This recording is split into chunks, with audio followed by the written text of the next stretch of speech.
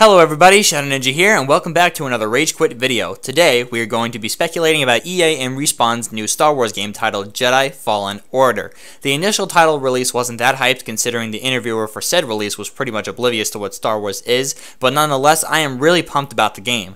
The only confirmed details about the game so far is that we will be playing as a Padawan right after the infamous Jedi killing code, Order 66.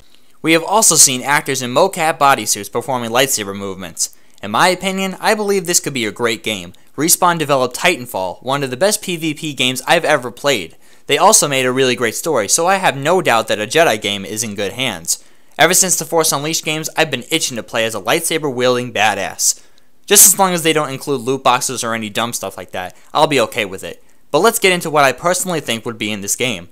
For starters, I don't think our character will have a master. I think he or she will be completely alone after Order 66, and the young Padawan will be faced with being forced into exile. Maybe this game could take place in an open world environment, and like the Assassin's Creed games, we could fast travel to various planets with different and unique atmospheres. The character would most likely have some allies along the way, and the game could also have RPG elements, forcing us to make tough decisions whether they be light or dark, similar to infamous Second Son.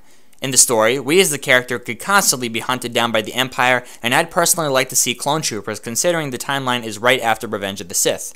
The character would have a difficult time fighting hostiles directly, so we would have to pick and choose our battles. If we are caught doing suspicious acts, we would be chased down by authority, also like in Assassin's Creed. Bounties could be placed on our heads, and soon enough bounty hunters would pursue us unless we take care of our debts. Because of these obstacles, the character would have to become stronger and learn the ways of the Force without a teacher. This would play a crucial part in the game's upgrading mechanics. Considering the character is still learning and is only a Padawan, he or she would have to upgrade their powers and learn for themselves. We wouldn't be able to take on a full army of enemies by ourselves up front without gaining some experience first and fulfilling a skill tree. Going back to what I said before about the dark side and light side decisions throughout the game, the choices we make could also impact our skills. If the player becomes too dark, they would be able to unlock powers like Force Choke, Sith Lightning, and other evil abilities. With the light side skill tree, the player could use abilities such as Force Mind Trick, Force Restoration, and other passive powers. There could even be a middle ground between the skill trees. If the player is balanced between light and dark side decisions, at one point, a Gray Jedi skill tree will unlock, giving the character abilities of both sides. This would make the choices made truly matter to your character, again introducing RPG elements. Now, customization is a very important feature for this game. Both of the Force Unleashed games had tons of costumes and alternate looks for Starkiller. I believe the same must be done here. Either they can make set costumes for this character, or they could introduce a gear mechanic like in Assassin's Creed Origins. The gear drops could include upgrades in appearance and physical stats. We could wear different hoods, robes, chest armor, legs, gauntlets, and maybe we could even apply upgrades to our lightsaber.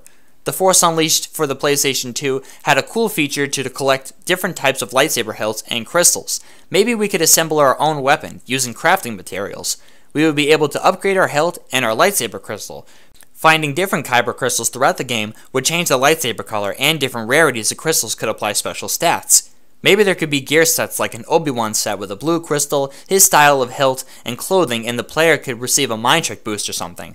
I don't know, but I definitely think they should integrate lightsaber upgrading, and maybe if we choose to go down darker paths, we could see our lightsaber slowly turn red, showing us how our dark side nature is progressing until it is completely red.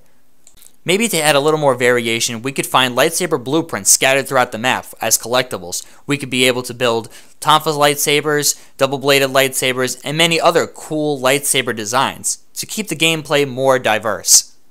Of course, I could be wrong about all the speculations made.